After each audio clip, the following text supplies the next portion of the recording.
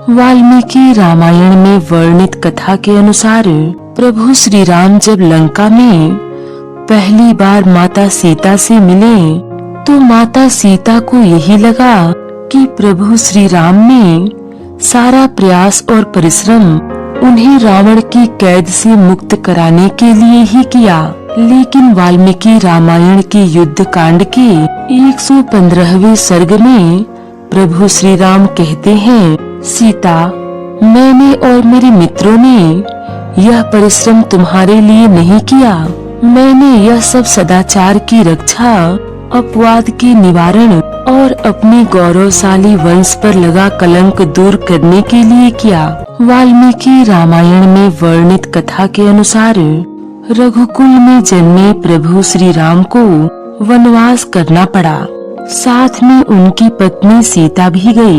वनवास के दौरान ही लंकापति रावण बलपूर्वक माता सीता को उठा ले गया। प्रभु श्री राम ने माता सीता का पता लगाने में बहुत कष्ट सहे। अथाह परिश्रम और पराक्रम से उन्होंने राक्षस राज रावण का वध किया। प्रभु श्री राम जब लंका में पहली बार माता सीता से मिले तो माता सीता को यही लगा कि प्रभु श्री राम ने सारा प्रयास और परिश्रम उन्हें रावण की कैद से मुक्त कराने के लिए ही किया। लेकिन वाल्मीकि रामायण के युद्ध कांड के 115वें सर्ग में प्रभु श्री राम कहते हैं, सीता, मैंने और मेरे मित्रों ने यह परिश्रम तुम्हारे लिए नहीं किया। मैंने यह सब सदाचार की रक्षा, अपवाद के निवारण और अपने गौरवशाली वंश पर लगा कलंक दूर करने के लिए किया। प्रभु श्री राम यही नहीं रुके। उन्होंने कहा, रावण तुम्हें गोद में उठाकर ले गया था। उसने तुम पर अपनी दृष्टि डाली। तुम्हारे चरित्र में संदेह है। मैं अब तुम्हें ग्रहण नहीं कर सकता। तुम जहाँ जाना चाहो और जिसके साथ रहना चाहो रह सकती हो। तुम मेरी ओर से पूरी तरह स्वतंत्र हो। प्रभु श्री राम के ऐसे कड़वे बोल सुनकर माता सीता स्तब्ध रह गई। उन्हें असहनीय पीड़ा हुई। उन्होंने प्रभु राम को कई बार समझाया कि रावण ने बलपूर्वक उनका अपहरण किया था और वह असहाय थी। माता सीता ने प्रभु राम को अपने निर्दोष और पवित्र होने का आश्वासन भी दिया। लेकिन प्रभु राम ने माता सीता को स्वीकार नहीं किया। इस तिरस्कार से दुखी होकर माता सीता ने चिता में आत्मदाह करने का निर्णय लिया। आग जली तो माता सीता ने प्रार्थना की, यदि मैं मन, वचन और कर्म से पूरी तरह निष्कलंक हूँ तो अग्नि देव मेरी रक्षा करे। यह कहकर माता सीता जलती हुई चिता में कूद गई। वह भयानक दृश्य देखकर देवताओं और भगवान ब्रह्मा ने प्रभु श्री राम को समझाने का प्रयास किया। तभी एक पिता की तरह माता सीता को गोद में उठाए अग्नि देव प्रकट हुए। उन्होंने वैदेही को सुरक्षित रूप से प्रभु श्री राम को सौंपते हुए कहा, हे राम, सीता में कोई दोष नहीं है।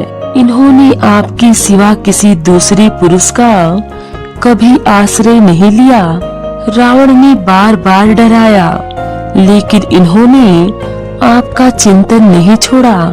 सीता निष्पाप है।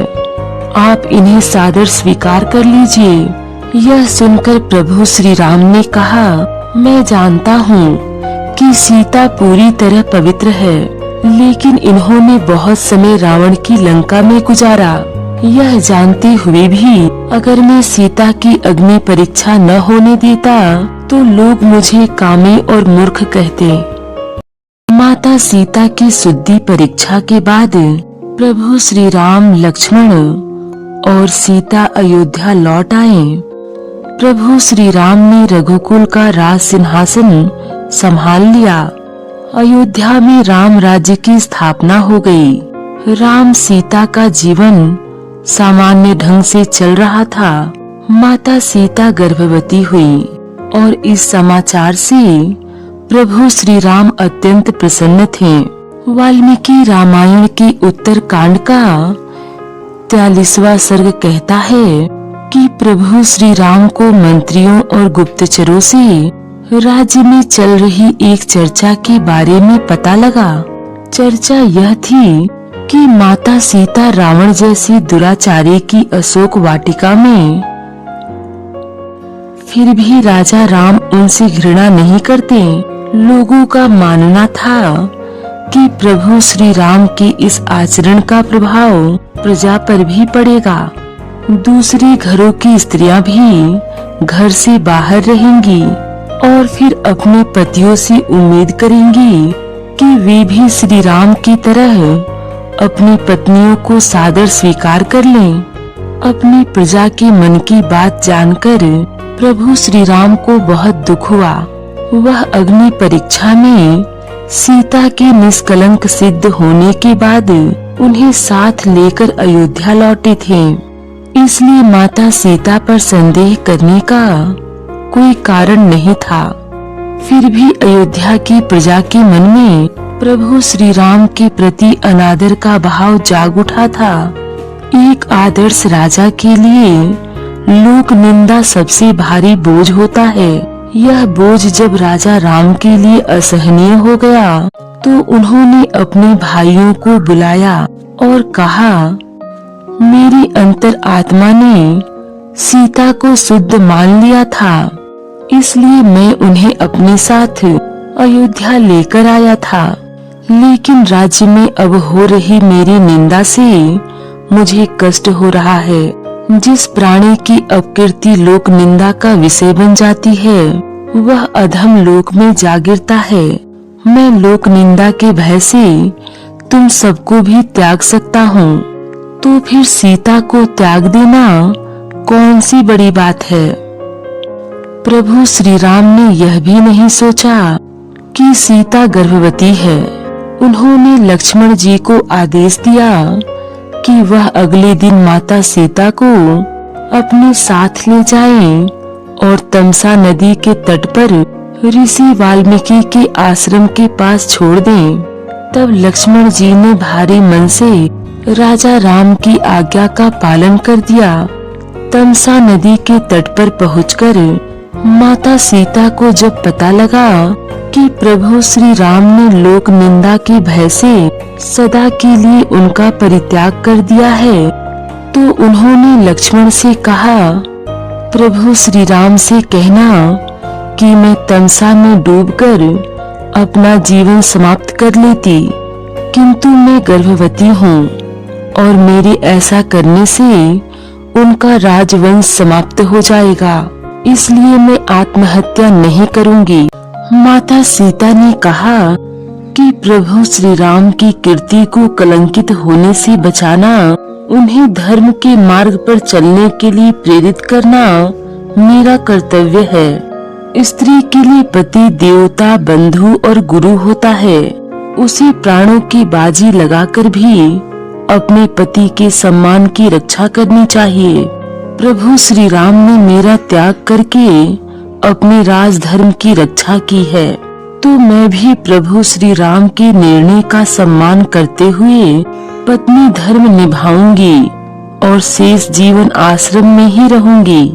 कुछ समय के बाद माता सीता को वाल्मीकि आश्रम में 2 पुत्र हुए, लव और कुश। इसी बीच वाल्मीकि ने श्री राम की जीवन गाथा लिख डाली। उन्होंने लव कुश को राम कथा के गायन का प्रशिक्षण दिया। एक दिन इस राम गाथा को लव कुश ने श्री राम के दरबार में उन्हीं के सामने गाया। तब प्रभु श्री राम को पता लगा कि लव कुश उन्हीं के पुत्र हैं। प्रभु श्री राम ने माता सीता को अयोध्या आने का निमंत्रण दिया। प्रभु श्री राम के बुलाने पर महर्षि वाल्मीकि के साथ माता सीता श्री राम के दरबार में पहुंची, तो प्रभु श्री राम ने उनके सामने फिर से शुद्धता प्रमाणित करने की शर्त रख दी। माता सीता से इस बार अपमान सहन नहीं हुआ। उन्होंने करुण स्वर में पृथ्वी देवी का आह्वान किया। धरती फटी और प्रभु श्री राम की आंखों के सामने माता सीता पृथ्वी की गोद में समा गईं। इसके बाद प्रभु श्री राम ने माता सीता की स्वर्ण प्रतिमा बनवाई और हर धार्मिक कार्य में पत्नी के स्थान पर उसी प्रतिमा को बिठाया। इस राम कथा को सुनकर मन में कुछ प्रश्न उठना स्वाभाविक है। क्या माता सीता के परित्याग के अलावा प्रभु श्री राम के पास लोक निंदा से बचने का कोई दूसरा उपाय नहीं था? प्रभु श्री राम ने जैसे लंका में माता सीता की शुद्धि परीक्षा करवाई, उसी तरह उन्होंने अयोध्या की प्रजा के सामने माता सीता को फिर से अग्नि परीक्षा के लिए क्यों नहीं कहा? क्या माता सीता को दोबारा अग्नि परीक्षा करवाने से प्रभु श्री राम को आत्मग्लानि नहीं होती? गर्भवती माता सीता का परित्याग करके प्रभु श्री राम ने अपनी प्रतिष्ठा को हमेशा के लिए कलंकित क्यों कर लिया? प्रभु श्री राम ने राजधर्म तो निभा लिया, लेकिन उन्होंने पिता और पति का धर्म निभाने से मुंह क्यों मोड़ा? दरअसल प्रभु श्री राम जानते थे कि लोक निंदा को कुछ समय के लिए दबाया जा सकता है, लेकिन हमेशा के लिए उसे खत्म करना असंभव है। प्रजा के मन में एक बार राजा के लिए संदेह पैदा हो जाए तो वह पूर्ण रूप से कभी नहीं मिटता। और प्रभु श्री राम को यह भी पता था कि माता सीता ने फिर से अग्नि परीक्षा दे दी तो अयोध्या के दूसरे पुरुष भी अपनी पत्नियों से इसी तरह की परीक्षा की मांग करने लगेंगे।